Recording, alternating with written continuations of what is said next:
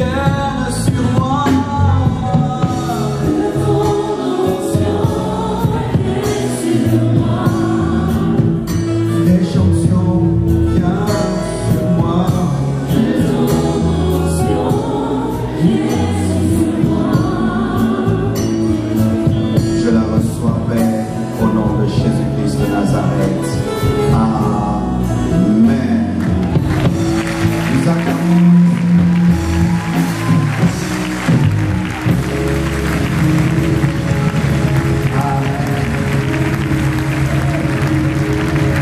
Salut ton voisin de gauche et de droite.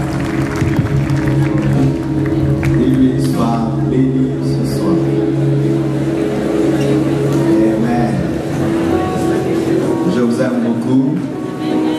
I love you so much. Nalingi Bilomingi. Na upenda sana. Asante. Asseyez-vous s'il vous plaît.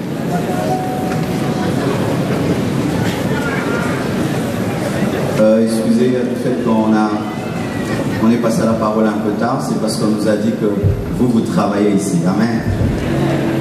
Alors vous finissez le boulot à 17h, le temps de prendre le train, le métro, la voiture, les embouteillages. Alors il fallait connexion attendre aussi ceux qui travaillent, parce que c'est vrai les jeunes sont dans les vacances, mais il y a aussi des mamans, des papas qui nous suivent sur internet, qui voulaient aussi écouter la parole de Dieu. C'est pourquoi nous avons trouvé bon de commencer le message à 19h pour permettre à chacun d'écouter la parole. Amen.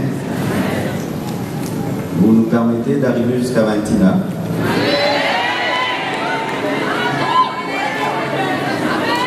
Ils sont où?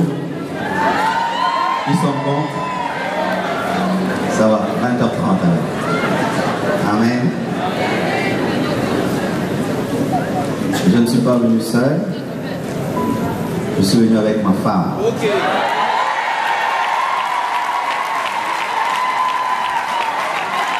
Amen. Amen. Moi, je ne suis pas marié à ma femme parce que seulement je crains Dieu. Je l'aime.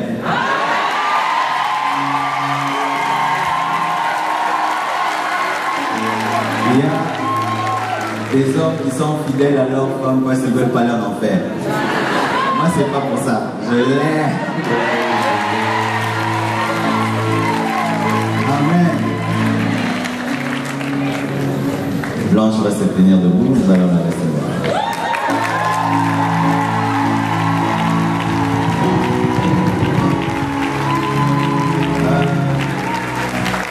Je souhaite aux célibataires d'épouser une femme comme Blanche.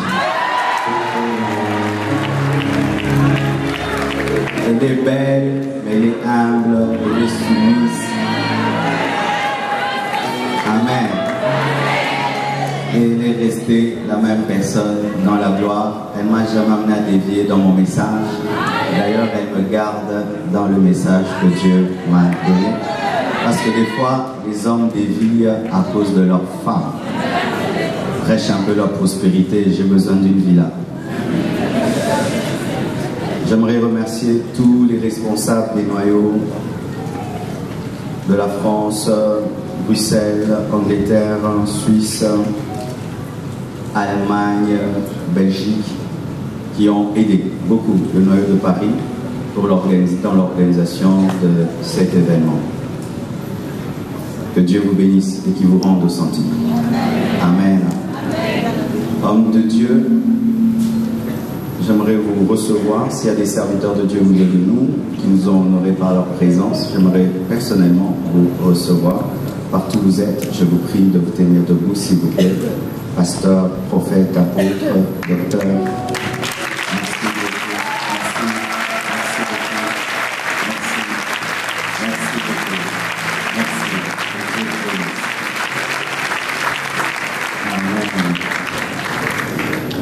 Excusez-nous aussi si certains sont assis, d'autres debout. On pensait que cette salle était grande, mais il s'avère qu'elle est petite. Et je crois que prochainement, nous ferons mieux. Amen. Et pour cela, nous avons besoin de vos contributions. Amen. Parce qu'il y a beaucoup qui se fâchent. Pourquoi la salle est petite? Parce que l'argent est petit. Amen. Nous sommes debout en train de lire la parole de Dieu.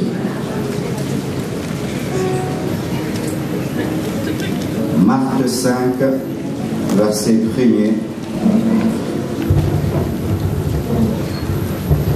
jusqu'au verset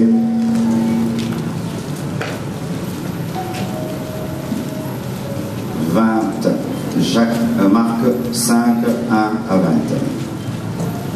Vous y êtes? Qui n'a pas amené la Bible? Dis-lui, tu n'es pas sérieux.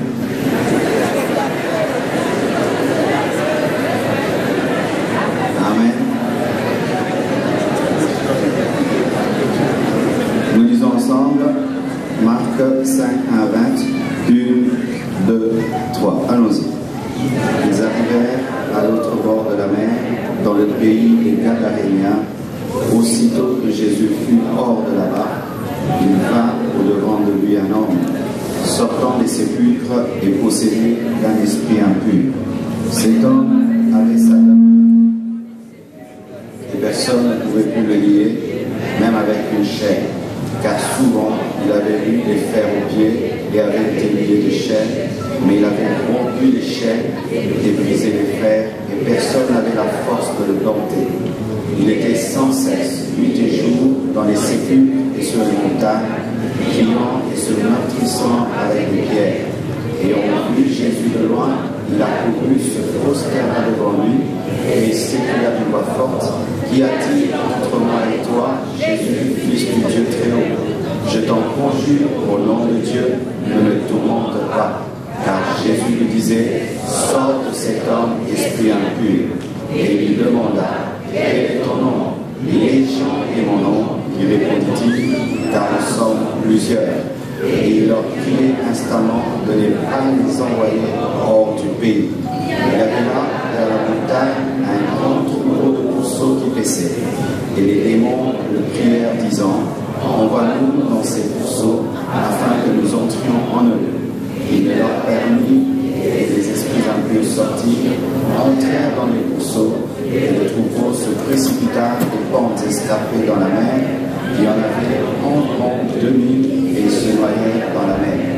Ceux qui les faisaient paître s'enfuirent et répandirent la nouvelle dans la ville et dans les campagnes, et les gens allèrent voir ce qui était arrivé.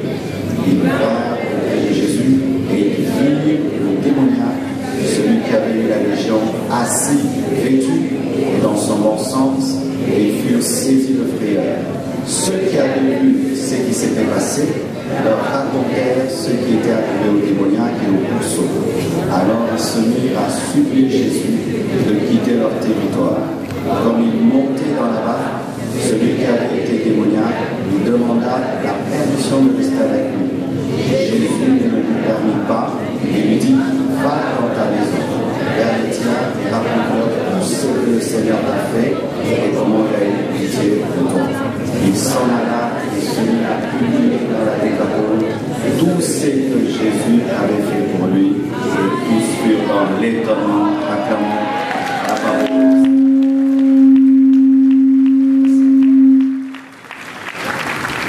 Amen.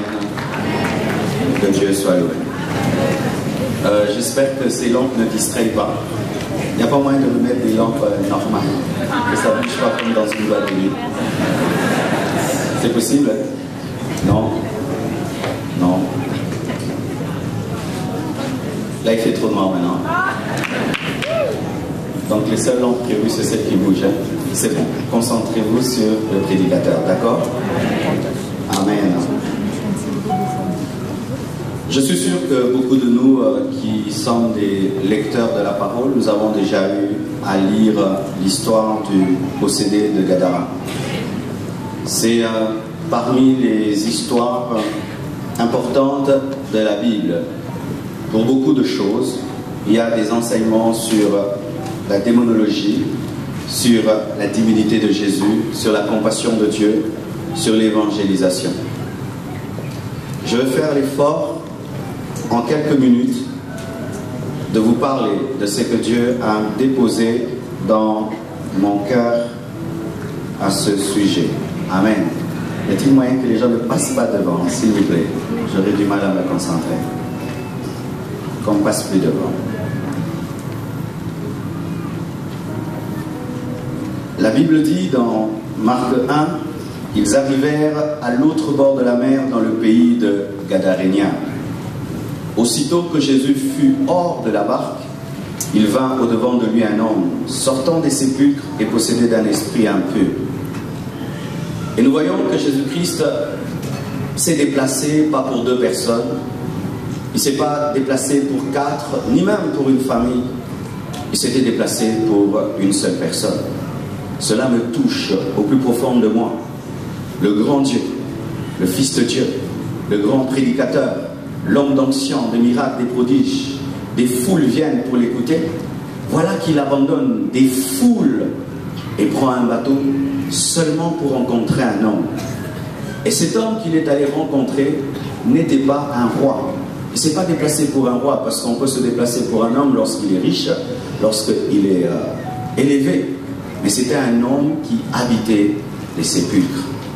Bien-aimés frères, sœurs, nous sommes nombreux en ce lieu, mais Dieu ne voit pas une foule, il voit un seul homme.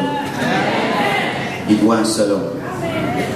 Cette soirée de gloire n'a pas été organisée pour 1000 personnes. Elle n'a pas été organisée pour 2000 personnes. Elle a été organisée pour toi. C'est pour toi que nous avons quitté le Congo, que nous avons pris un avion, que nous sommes venus ici, que nous avons placé cette estrade, rien que pour toi. Il se peut même que tu n'es pas dans la salle, tu es dehors, et tu te dis, je vais rentrer. Je n'ai pas de place à l'intérieur, je dois rentrer. Ne rentre pas. C'est pour toi que cette soirée de gloire a été organisée. Bien-aimés frères, sœurs, cela révèle une chose, l'amour de Dieu. Dieu aime l'homme. Dieu aime l'homme. Et les phrases pour le dire ne suffisent pas. C'est pourquoi il a seulement prouvé en mourant à la croix, en donnant son Fils unique. Les hommes te méprisent, les hommes te rejettent. Ils ne sont même pas conscients que tu es là ce soir. Et même lorsque tu rentreras, personne ne va se donner la peine de te saluer. Qu'importe cela, il y a un Dieu vivant et puissant qui sait que tu es bien là. Et cet homme, comme je l'ai dit, ce n'était pas un roi, c'était un fou. Un fou, abandonné, rejeté par sa famille, oublié même dans les sépulcres. Et Jésus savait qu'il avait une créature qui vivait dans les sépulcres. Il savait qu'il avait une créature qui vivait dans les tombeaux. Il savait qu'il avait une créature créée à son image, mais qui, au lieu de dormir dans une chambre, dormait sur les tombes. Il savait qu'il avait une créature qui était devenue comme un animal, qui se mortifiait, qui criait. Et lorsqu'un homme crie dans les tombeaux, on n'entend pas parce que c'est loin, mais ses cris arrivaient vers Dieu. J'aimerais te dire que Dieu t'a entendu. Dieu t'a exaucé. C'est pourquoi nous sommes venus. Dieu t'a entendu. Dieu t'a exaucé. Et je te dis qu'aujourd'hui il va te toucher. Aujourd'hui il va te parler. Aujourd'hui il va te transformer. Parce qu'il te connaît mieux que quiconque. Je dis qu'il te connaît mieux que quiconque. Et je suis sûr, lorsque Pierre est arrivé à Gadara, et qu'il a vu se posséder, au-dedans de lui, il s'est dit, rien que pour lui, rien que pour cet homme. Mais Jésus-Christ ne voyait pas que cet homme. Jésus-Christ voyait 10 vies derrière cet homme. Et pendant qu'on t'appelle prostituée, Dieu ne voit pas une prostituée. Dieu voit une prophétesse qui un jour va mourir. Pendant qu'on dit que tu es drogué, Dieu ne voit pas un drogué. Dieu voit un ministre qui va dire non à l'homosexualité. Pendant qu'on dit que toi, tu es le dernier de la famille, Dieu est en train de voir un roi David qui demain peut vaincre Goliath. Pendant on disait c'est le fou, Jésus ne voyait pas un fou, il voyait un prédicateur dans le fou. C'est pourquoi des fois tu es étonné. Comment est-ce que Dieu t'aime? Parce que Dieu ne te voit pas tel que tu te vois. Il voit le plan qu'il a pour toi. C'est pourquoi il continue à t'aimer. Et lorsqu'il arrive pour Jésus, je suis venu appeler mon prédicateur. Mais pour les hommes, Jésus est allé voir un fou. Le langage des hommes ne sera jamais comme le langage de Dieu, parce que les hommes ne voient pas comme Dieu voit. Bien-aimés frères, sœurs, je prends très au sérieux ta présence en ce lieu, parce que je sais que le plan de Dieu pour toi est grand, il est puissant et il s'accomplira certainement, même si pendant des années tu as habité le sépulcre. Quelle que soit la grandeur du cimetière, quelle que soit la grandeur des cimetières, Jésus-Christ viendra et vous vous rencontrerez. Et la Bible nous dit, lorsque Jésus-Christ a mis seulement son pied à Gadara, le possédé est venu. Mais il n'y avait pas que lui comme habitant, il y avait beaucoup d'habitants. Mais pourquoi lui est venu? Parce que c'était son jour.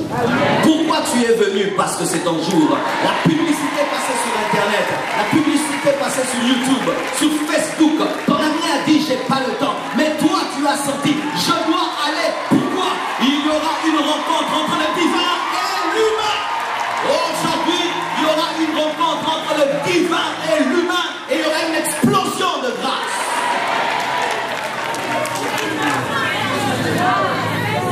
Lorsque Jésus a mis ses pieds à Gadara, la Bible nous dit que l'homme qui était possédé est venu. Et il était venu poussé par quoi? Poussé par les démons. Si un homme peut être poussé par les démons pour rencontrer Jésus, à combien plus forte raison un homme poussé par le Saint-Esprit? Si un homme poussé par les démons peut aller vers Jésus-Christ, à combien plus forte raison un homme pour qui on a prié, on a dit Seigneur, touche-le, parle-lui.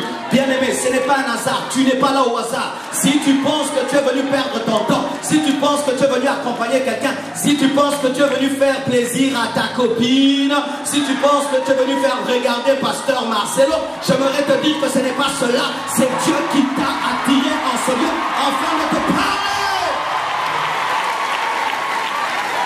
Alléluia. Poussé par les démons, pas par le Saint-Esprit. Et la Bible nous dit que lorsqu'il est venu, ah, j'aime Jésus. Jésus n'avait pas mis des affiches et des banderoles. Jésus-Christ n'avait pas fait la publicité de sa présence, mais l'onction qui était sur lui, la gloire qui était sur lui, a rempli Gadara, de sorte que les démons ont dit, il y a quelqu'un qui est venu, c'est celui qui nous a chassés du ciel et qui nous a précipités sur la terre. Il est venu sur la terre. Tu as cru en un Dieu puissant, fort. Aujourd'hui, je ne suis pas venu vous présenter une religion. Je ne suis pas venu vous présenter une église. Je ne suis pas venu vous présenter un pasteur. Je suis venu vous présenter Jésus-Christ de Nazareth, le roi des rois, le Seigneur des seigneurs, le Dieu vivant, le Dieu parfait. Alléluia.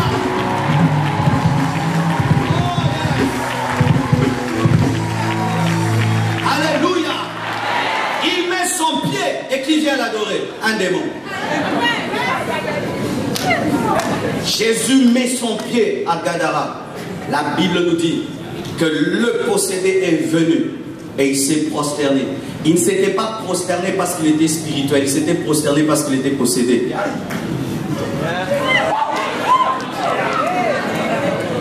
Il n'était pas dans son bon sens, donc il ne savait pas ce qu'il faisait. Mais les démons qui étaient en lui savaient ce qu'il faisait et qui était Jésus.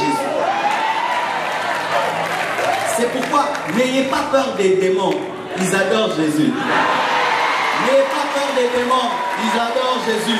La Bible dit, il a reçu le nom qui est élevé au-dessus de tout autre nom, afin qu'en son nom, tout genou fléchisse au ciel, sur la terre et sous la terre, et que toute langue confesse qu'il est Seigneur à la gloire de Dieu le Père.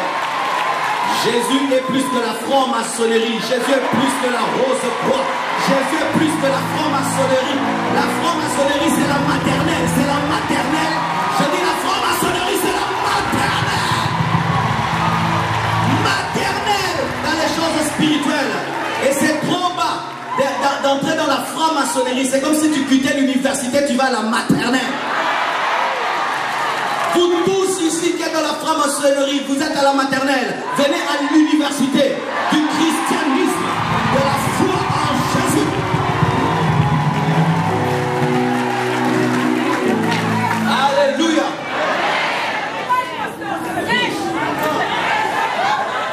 Et la Bible dit, le démon se prosterne et dit, Jésus, fils de Dieu. Jésus, fils de Dieu. Es-tu venu nous tourmenter avant le temps? Même les démons savent qu'il y a la fin des temps. Mais il y a des hommes ici qui ne croient pas qu'il y a la fin des temps. Il y a des hommes qui sont plus incrédules que les démons. Ils pensent que ce monde ne va pas s'arrêter. Ce monde va s'arrêter. Même si vous aimez votre France, ces choses s'arrêteront. Ce monde prendra fin un jour. La fin des temps arrive. Et tous les signes sont là. Et vous l'avez vécu déjà dans votre nation. Ce sont les temps de la fin. Là, il y aura des guerres et des bruits de guerre. Et lorsqu'on disait ces choses, on pensait que c'était seulement en Afrique. Mais quand ça vous arrive, vous comprenez maintenant les signes des temps de la fin. Jésus revient bientôt. Ce monde est en train de pourrir. Ce monde est comme un habit en lambeaux. Bientôt prêt à être brûlé. Et l'esprit l'a savait. Tu es venu nous tourmenter avant la fin des temps. Pourquoi? Parce que les démons savent que pendant un temps, ils agissent sur la terre. Mais un jour, ils seront jetés en enfer. Pour ceux qui ne savent pas, les démons ne sont pas en enfer. Les démons sont au milieu de nous. Les démons ne sont pas en enfer. Ils finiront en enfer, mais ils ne sont pas encore en enfer. Et le seul endroit qui leur permet d'avoir un peu de paix et de repos, c'est ton corps. Frères, sœurs, vous qui jouez avec le péché, vous ne comprenez pas. Le péché, c'est une invitation pour qu'un mauvais locataire entre dans ta maison et qu'il la détruise. Il s'appelle le démon. Lorsque vous vous livrez au mal, vous permettez au démon d'avoir un tout petit peu de répit en attendant d'être jeté dans le feu. Le péché ouvre la porte aux démons. Le péché permet aux démons qui doivent être tourmentés pendant un temps d'être au répit. C'est pourquoi lorsqu'on les chasse, ils refusent, parce qu'en dehors du corps de l'homme, les démons n'ont pas de repos. Et cet esprit parle, mais il parle par la bouche de cet homme. Bien-aimé, des fois tu parles, mais est-ce que c'est toujours toi qui parles? Chaque fois que tu parles, tu blesses les gens. Si on t'écoute, on peut même se suicider. Tu insultes comme un démon. Tu dois te poser la question, qu'est-ce qui t'inspire aussi bien de faire du mal au cœur des gens? Les paroles qui sortent de toi sont toujours remplies de haine. Tout ce qui sort de ta bouche est impur. Tu dois des fois te poser des questions, parce qu'en ce moment-là, l'homme parlait, mais ce n'était pas lui. Et voyez, tout le monde disait qu'il était possédé d'un démon. Mais lorsque Jésus-Christ s'approche, il lui dit, quel est ton nom? Il dit, Légion, parce que nous sommes plusieurs. La présence de Christ a révélé la grandeur de son problème. Il n'avait pas un démon, il avait des milliers de démons. Bien-aimés frères, tu peux être là et tu penses que ton problème n'est rien du tout. C'est mon caractère. Alors que ce n'est pas que ton caractère, c'est la chose qui va t'amener en enfer. Alléluia. Tu peux être là. Tu dis, mais c'est ma vie, j'en fais ce que je veux. Alors que ta rébellion, c'est ça qui va t'amener en enfer. Tu peux être là, tu dis, c'est mon copain. Alors que ce n'est pas ton copain, c'est ton démon.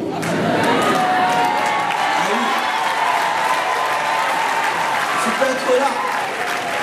Oh non, nous vivons ensemble, nous avons même des enfants ensemble. Mais quand la révélation vient, on voit la grandeur du problème. C'est que vous êtes deux impudiques qui habitez le même toit. Alléluia. Je prends un peu de coke, Tu comprendras que c'est de l'esclavage. C'est pourquoi je prie que la lumière de Dieu vienne sur toi, afin que tu comprennes que ce qu'on appelle un démon, c'est une légion. C'est une légion d'esprit.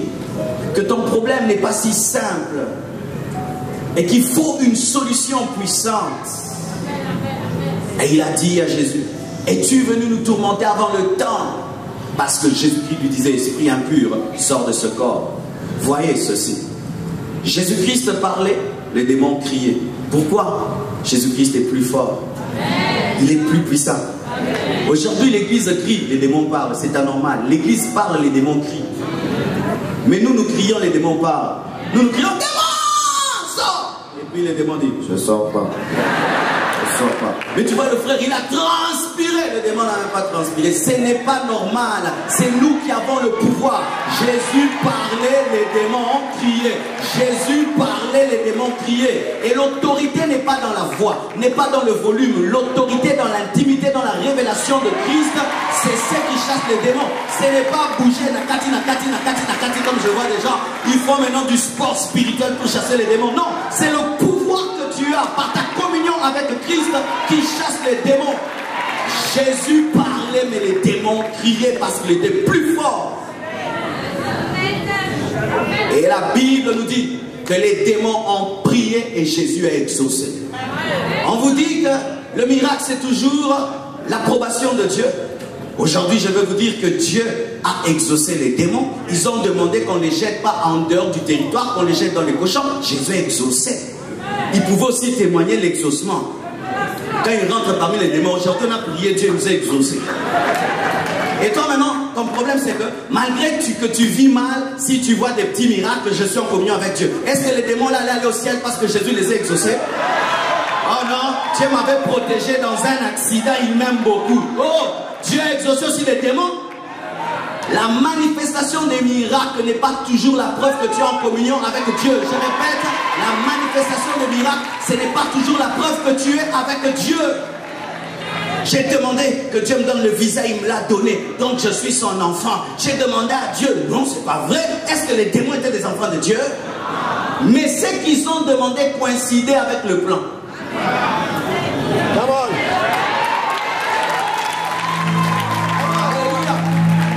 Ça coïncidait avec le plan. Pourquoi? Il voulait aussi juger ces hommes qui étaient en train d'élever les cochons alors que les cochons étaient des animaux interdits en Israël. Il a fait d'une pierre deux coups.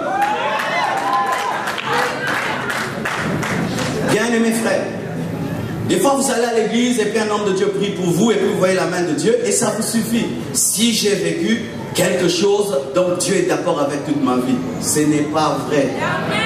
Dieu des fois t'exauce par grâce. Il t'exauce des fois pour t'attirer près de lui, mais ce n'est pas qu'il est en accord avec toi.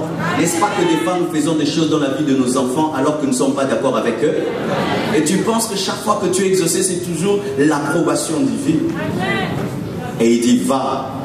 Et les démons quittent cet homme. Et ils entrent dans 2000 pourceaux et qui se jettent dans l'eau. 2000. Cet homme avait en lui plus de 2000 esprits. 2000. Et toi, tu en as combien? Tu en as combien? Souvent, j'ai remarqué qu'il y a des esprits qui marchent toujours ensemble. Si quelqu'un est impudique, il est souvent menteur. Parce que si tu trompes ta femme, tu dois mentir que tu viens du boulot. Et souvent, quand on est impudique, on doit être menteur et aussi voleur. Parce que si cette fille te demande des choses que tu ne peux pas lui offrir, tu dois un peu voler. Et quand tu es voleur, eh ben, des fois aussi il faut un peu de fétiche pour que tu puisses voler avec un sang-froid. Et tu vois comment est-ce que les esprits s'appellent. Souvent ceux qui sont dans la masturbation sont dans la pornographie. La pornographie t'élève et puis la masturbation te tue. Ce sont des choses qui vont toujours ensemble. Qu'est-ce qui va ensemble dans ta vie? Qu'est-ce qui va ensemble? Tu as remarqué, il y a toujours des péchés qui se collent. Lorsque tu commets celui-ci, il y a toujours l'autre qui vient après, et puis l'autre, et puis l'autre, et puis l'autre. Aujourd'hui, si tu as la foi, Dieu va briser ces cycles, il va te libérer. Pas d'un esprit, il va te libérer de ces choses. Alléluia. Jésus n'avait pas chassé qu'un esprit, toute la légion était chassée. Je dis toute la légion. Je dis toute la légion. Toute la légion. Tu commences d'abord par penser mal. Tu hais ta vie, tu as de la haine pour le jeu, tu penses au suicide. Ça commence toujours par la tristesse et puis la tristesse t'amène à penser au suicide. On chasse l'esprit et 2000 esprits sortent de ce corps et entrent dans les pourceaux. Et les pourceaux meurent. Mais bien aimés, lorsque les pourceaux sont tombés dans l'eau, vous pensez que les démons sont tombés dans l'eau? Ils ont cherché d'autres corps. Mais ces hommes qui élevaient les troupeaux ont perdu leur richesse. Par amour pour un homme, Jésus-Christ a appauvri des hommes. Je répète, par amour pour un homme, Jésus-Christ a appauvri des hommes. Et la délivrance d'un homme peut amener la pauvreté de certains autres. Tu vis dans la prostitution et c'est toi qui nourris ta famille. Le jour que tu vas être délivré, ta famille va mourir de faim. Et qu'elle meure de faim. Parce que c'est une mauvaise famille qui pousse leurs filles à se prostituer. Tu arrêtes de voler, il y a des gens qui vont pleurer parce que tu le nourris avec ton vol. Le jour que cet homme a été délivré, des hommes ont perdu leur richesse. Le jour que tu es délivré, ta délivrance peut appauvrir un homme si c'est un occultiste qui vit avec toi et la puissance de Dieu qui est sur toi paralyse tout ce qu'il fait. C'est pourquoi j'aimerais vous parler d'une chose qu'on ne dit plus. Préparez-vous à la persécution. Ah oui. Je ne crois pas en un christianisme bonbon, biscuit, bazooka, chocolat. Je ne crois pas ça. Viens Jésus, tu n'auras pas de problème. C'est écrit où? Il a dit, vous serez persécutés en mon nom. Vous serez haïs en mon nom. Vous serez rejetés en mon nom. Vous serez calomniés à cause de moi. Parce que ta conversion va amener une perte. Tu es venu ici par exemple avec ton copain. Tu entends la parole, tu dis, tu le réveilles, tu dis, c'est fini. C'est fini. Il a perdu. Il a perdu, n'est-ce pas? Est-ce qu'il va t'aimer? Alléluia. Tu étais avec des amis, vous sortiez, vous allez dans des boîtes et tout le reste, puis tu te convertis, ils vont perdre quelqu'un. Et ils vont te haïr, ils vont te persécuter. Mais aime lorsque tu es persécuté pour la vérité. Aime quand tu es persécuté pour la justice. Aime lorsque tu es persécuté pour la foi.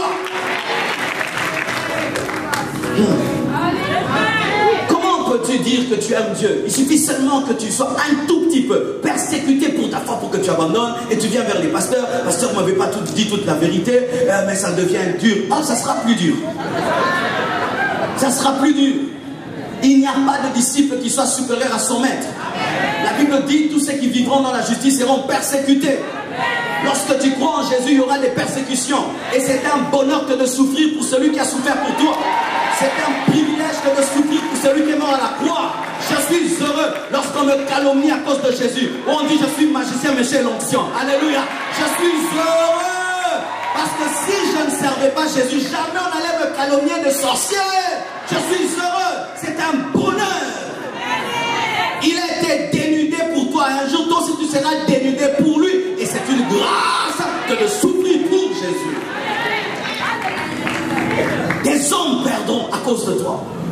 Des hommes perdront. Peut-être tu es un chef d'entreprise et toute ton entreprise est fondée sur la magouille. Et puis tu te convertis. Qu'est-ce qui va se faire? Les gens vont perdre le boulot. Amen. Alléluia. Tu as entretenu une femme, voiture, maison et tout. Tu entends la parole, tu dis c'est fini. Et bien elle va pleurer avec sa famille, qu'elle pleure, gloire à Dieu, et qu'elle se convertisse. Amen. Il n'y a pas de conversion sans que la société soit bouleversée. La délivrance de cet homme a bougé Gadara. Lorsque tu te convertis, ça doit bouger la France. Bien qu'un petit enfant qui naît dans une famille dérange la famille, un enfant qui naît physiquement dérange la famille. La nuit, et tu dis qu'est-ce qui arrive? Il est né. Et lorsque tu nais de nouveau, tu dois déranger la famille. Déranger tes amis.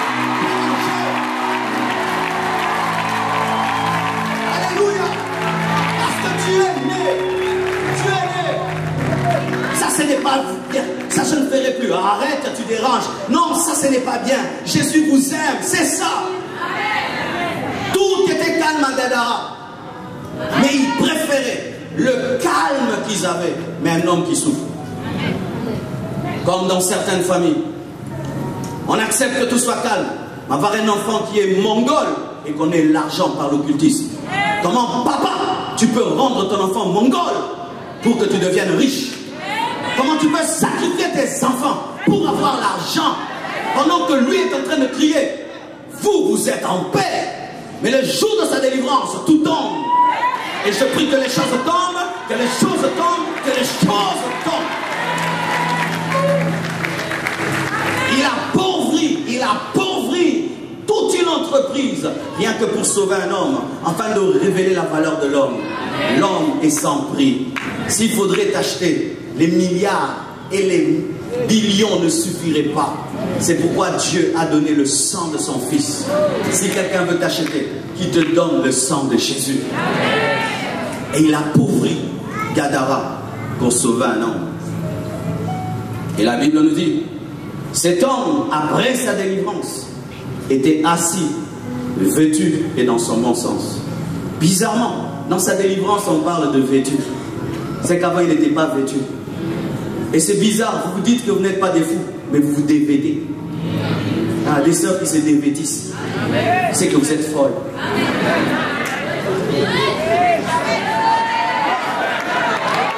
Après sa délivrance, il était vêtu. Vêtu. Mais je dis, c'est vrai. Comment une femme peut décider de sortir et dire aujourd'hui je vais montrer mes cuisses? Tu es folle. Tu es folle. Ah oui? Tu es folle. Aujourd'hui, ils vont voir ma poitrine. Tu es folle. Tu es folle. Non, c'est à la mode, oui, c'est la mode des folles. Oui, à la mode Kardashian des folles. Beyoncé des folles. Ah oui, c'est de la folie parce que c'est honteux. C'est honteux. Je dis c'est honteux. Je dis c'est honteux. Mais c'est honteux. Mais toi tu n'as pas honte. C'est quoi? C'est la folie. Parce que les fous n'ont pas honte lorsque tout le monde trouve qu'il devait avoir honte. Un fou, il peut être là tout nu et il conduit sa voiture. Et quand une sœur est folle, elle est en mini, tout est dehors. Je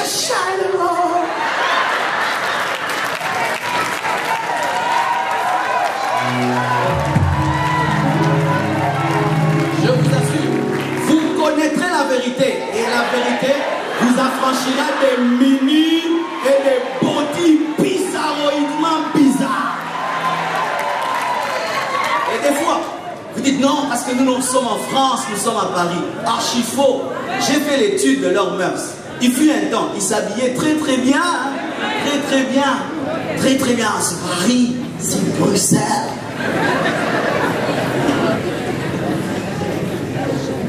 Assis, vêtu et dans son bon sens. Il était redevenu lui. Il se peut que celui qui est là n'est pas le vrai toi. Celui qui est là n'est pas le vrai toi. Parce que si c'était toi, comment tu peux faire souffrir ta femme? La femme à qui tu as dit je t'aime, tu as mis un anneau là, mais c'est elle que tu tabasses, tu fais pleurer. C'est pas toi.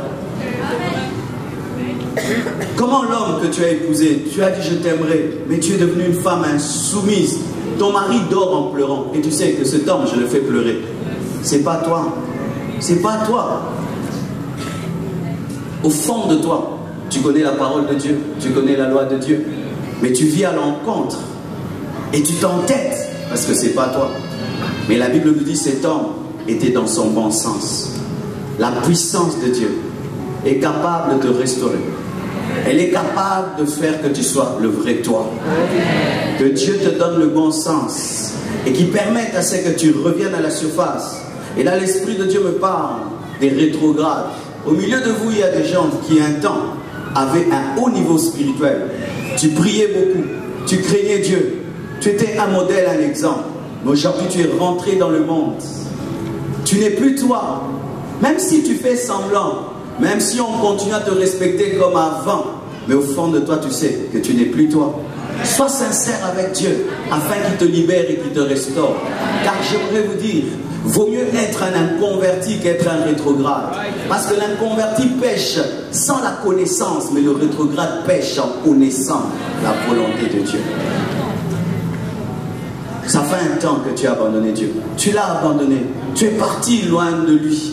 Il veut te redonner le bon sens. Et voici, lorsque Jésus libère cet homme, et Jésus s'en va parce qu'il était venu que pour lui, cet homme veut le suivre. Et moi je me dis c'est normal. Beaucoup après qu'ils aient été guéris par Jésus, l'avaient suivi. Et Jésus ne les a pas rejetés. Mais là, cet homme veut suivre Jésus. Jésus lui dit non, va prêcher dans ta famille. Va dire ce que Dieu a fait pour toi. Parce qu'il était plus important qu'il soit en Décapole, qu'il soit près de Jésus physiquement. Voici une chose. Et là, j'aimerais parler à vous qui êtes convertis. Souvent, nous nous comportons comme ce possédé. Après que Dieu nous ait délivrés, nous ait transformés, qu'est-ce que nous faisons? Nous venons à l'église. On écoute le pasteur. Chaque dimanche, on dit Alléluia, gloire à Dieu. Et c'est tout. C'est pas ça la vie chrétienne. Tu dois aller dire au monde ce que Jésus a fait pour toi. Et je bénis Dieu. Il y a un puissant mouvement de réveil qui a commencé en France. Et je vous dis, où des jeunes commencent à prêcher l'évangile dans les métros. Prêcher l'évangile au coin. On m'a dit il y a 2-3 jours, des jeunes ont pris un piano. Ils l'ont mis au coin. Ils ont commencé à chanter le gospel. Oh la France, bientôt, vous allez vivre ce qu'on vit au Congo. Et même si vous ne le voulez pas, ça va arriver. Mais ça, c'est déjà un peu le Congo, non? Regardez dehors. Ça, c'est le Congo. Nous, au Congo, on met les tentes dehors, là. On met les baffles. Ça vous arrive, ça va venir. Le réveil va venir. Le tsunami spirituel va venir. Ah, je vous dis, vous avez jeûné, prié, les portes du ciel, les fenêtres du ciel sont en train de s'ouvrir pour un puissant réveil en France. Je vous dis, le jour que ça s'accomplira, vous saurez que Dieu avait parlé. Un puissant réveil est en train de venir. Mais cela n'est possible que si vous allez prêcher en Décapole. Dis avec moi Décapole. Dis Décapole.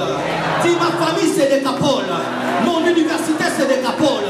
Là où je travaille c'est Décapole. Mon avenue c'est Décapole. Mon quartier c'est Décapole. Alléluia, le métro c'est Décapole. Le train c'est Décapole. Lorsque vous allez quitter cette réunion, allez prêcher à Décapole. Parlez à vos amis, parlez à vos frères, parlez à vos soeurs. Qu'est-ce que vous allez leur dire? C'est que Jésus a fait pour vous. C'est que Jésus a fait pour vous. Oh, bien-aimés frères et sœurs, voici une prédication que je te donne, celle qui ne rate jamais. Tu aimerais la connaître? Je ne te dis pas d'aller prêcher en grec, en hébreu, au pneuma, eschatos, sotériologie. Va dire, j'étais dans les sépulcres. Va dire, je portais des chaînes. Va dire, un jeune homme de 33 ans, Jésus m'a rencontré. Il a dit, démon sort, et j'étais transformé. Ça ne rate jamais. Pourquoi? C'est ta vie. Ce n'est pas le livre de quelqu'un. Ce n'est pas l'expérience d'un autre. C'est ce que tu as expérimenté. Et ce que tu as expérimenté, tu peux le défendre parce que toi-même tu l'as vécu. J'étais drogué, j'étais libéré. J'étais une prostituée. Je suis devenue une femme au foyer. J'étais un voleur. Je vis dans l'honnêteté. Je voulais me suicider. Aujourd'hui, j'ai la joie de vivre. Dieu m'a pardonné mes péchés. J'ai le Saint-Esprit en moi. Allez dire cela. Allez dire cela. N'ayez pas honte. Dites ce que Jésus a fait pour vous. Prêchez-le. Annoncez-le. Chantez-le. Dites-le. Oh. Et la Bible nous dit, il est allé où en Décapole? Qui? Le fou. Alléluia.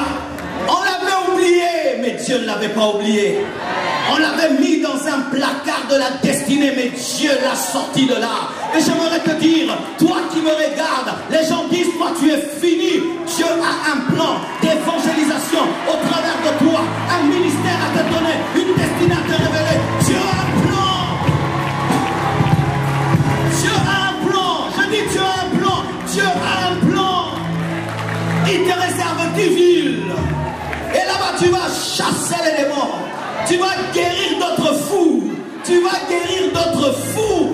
Tu vas guérir d'autres fous. Parce que tu es un ancien fou. C'est pourquoi je n'aime pas cet évangile qui n'est tourné que sur la bénédiction. Ça fait des chrétiens obèses, égoïstes, mangeurs de bénédictions. Pensez-vous que les apôtres, S'ils avaient fondé l'église primitive sur la bénédiction, aujourd'hui l'évangile serait arrivé en France ou en Afrique. C'était des hommes qui étaient sauvés pour sauver les autres, libérés pour libérer les autres. À peine qu'ils avaient reçu le feu, ils étaient prêts à le donner. Mais aujourd'hui, une fois que tu reçois le feu, perds une voiture, perds une maison, perds des millions. Aucun homme ne sera récompensé pour ce qu'il a fait pour lui-même, mais tu seras récompensé pour les âmes gagnées, pour ce que tu as fait dans la vie des autres. Les hommes riches, ce ne sont pas ceux qui ont des comptes en banque, ce sont ceux qui gagnent les âmes. Ce sont ceux qui ont des châteaux au ciel. Tu veux construire un château au ciel, gagne les âmes, prêche l'évangile, va dire ce qu'il a fait pour toi à Décapole. Si un militaire travaille dans un bon gouvernement, est-ce qu'il a besoin de réclamer sa solde? Lui, il va en guerre et puis après, on le couronne. Et lorsque tu sers Dieu comme il se doit, tu n'as même pas besoin de dire Seigneur, bénis-moi. Ah oui? Moi, je ne prie pas que Dieu me bénisse. Moi, je veux prêcher, je veux sauver les âmes et Dieu s'occupe de cela. Pourquoi? C'est un responsable. Dieu sait que j'ai une femme, il sait que j'ai des enfants, il sait que je dois avoir une maison, il sait que mes enfants doivent étudier. Dieu le sait. Est-ce que celui qui a créé l'estomac peut oublier que tu dois manger? Est-ce que celui qui a créé les poumons peut oublier que tu dois respirer? Est-ce que celui qui a créé le cœur peut oublier que tu dois avoir le sang? On vous met des soucis de la vie, des soucis de la vie. Et tu vois un chrétien stressé. Pourquoi?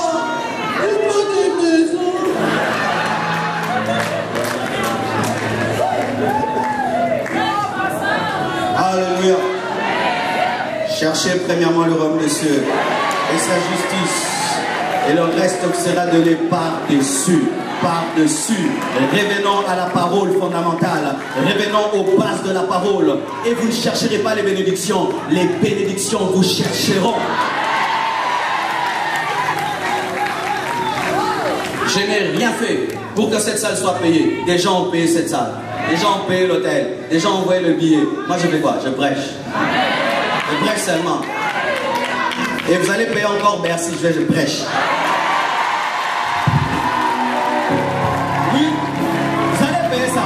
C'est bien ce que je prêche. Alléluia.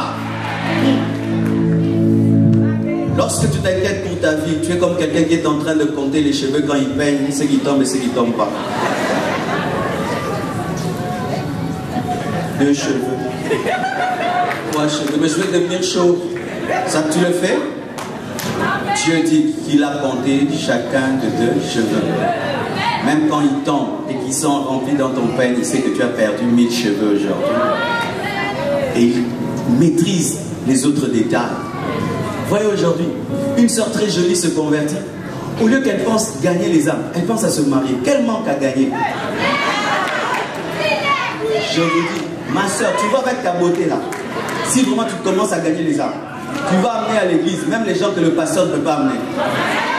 Parce que moi, si je viens, il va fuir. Mais toi, salut.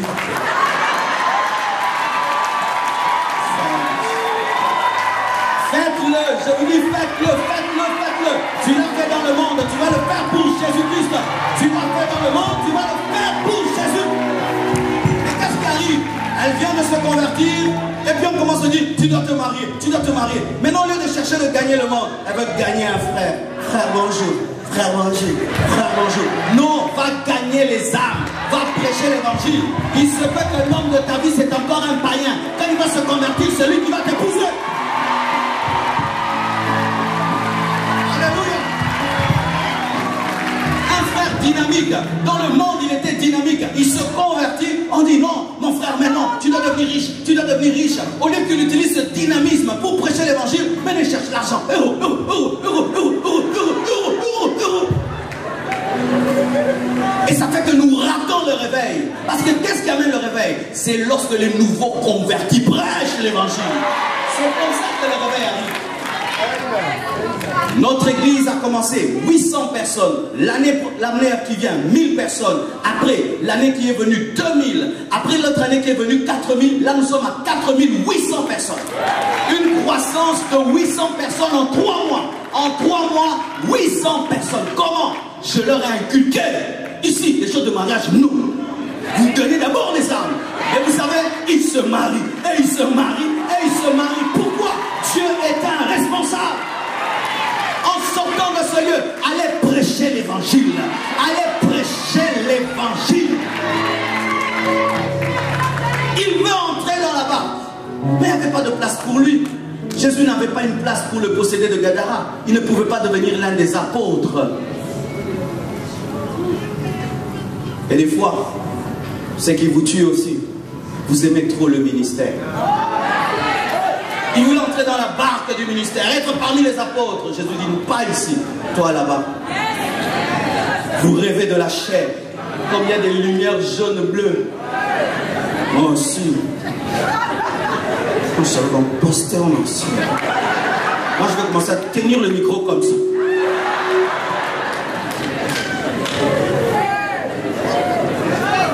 Et vous voulez, pasteur, apôtre, à peine converti, on l'appelle évêque. À peine converti, il prend des airs.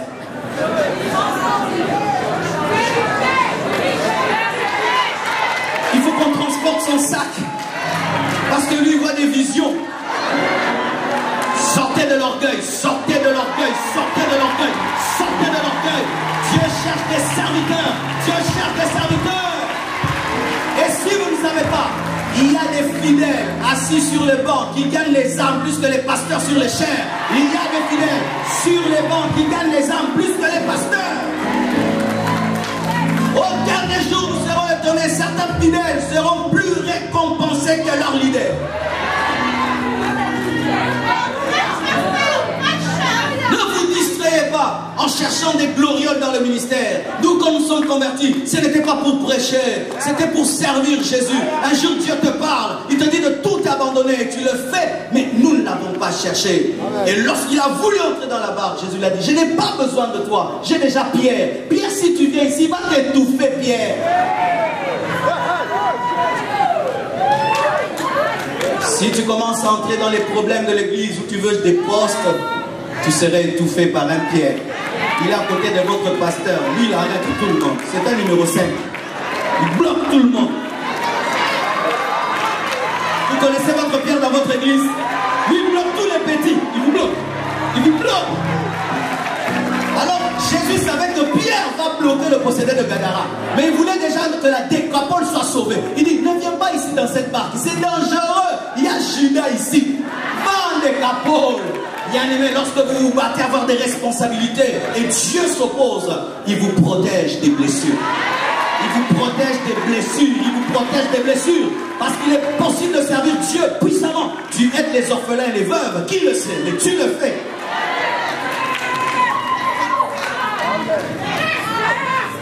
Donnez-moi la main. Là, je suis maintenant en train de parler de l'église. Il voulait entrer dans la barque. Jésus lui dit non, va en Décapole. Vous voyez les chaises qu'on met devant dans les églises, ne les recherchez pas. Les chaises devant là, ne les cherchez pas. Ne cherchez pas ça. Certains ne cherchent que ça. S'il est assis devant là,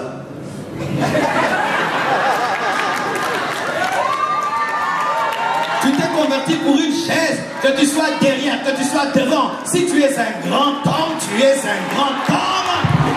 Tu es un grand homme.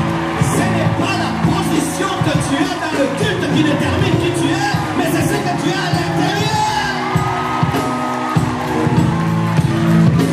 Que tu me mettes dehors, que tu me mettes dedans, c'est toujours moi. Mais nous nous battons maintenant, être devant, être dans la barque là, où il y a Jésus, Pierre, Jacques et Jean. Orgueil.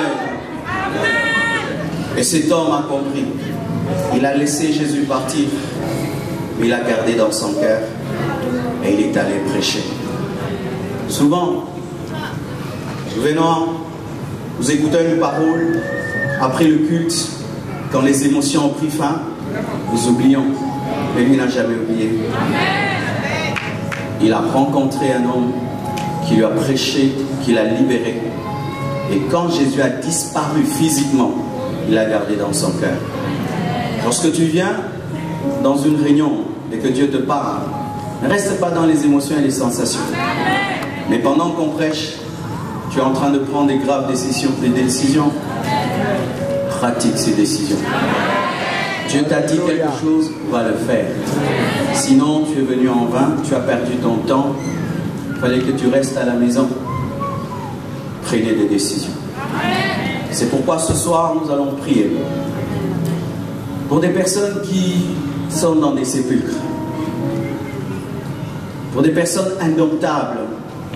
La famille n'arrive pas à te dompter, l'église n'arrive pas à te dompter, l'éducation, rien n'arrive à te dompter. Tu brises toutes les chaînes. Tu es un rebelle au-dedans de toi. Tu te rebelles contre tout. Et les gens ont même dit qu'ils ne peuvent plus t'aider. Nous allons prier pour des personnes qui hier ont aimé Dieu, mais qui aujourd'hui l'ont abandonné. Et nous allons prier pour ceux qui sont décidés d'aller prêcher en Décapole. Que Dieu vous bénisse.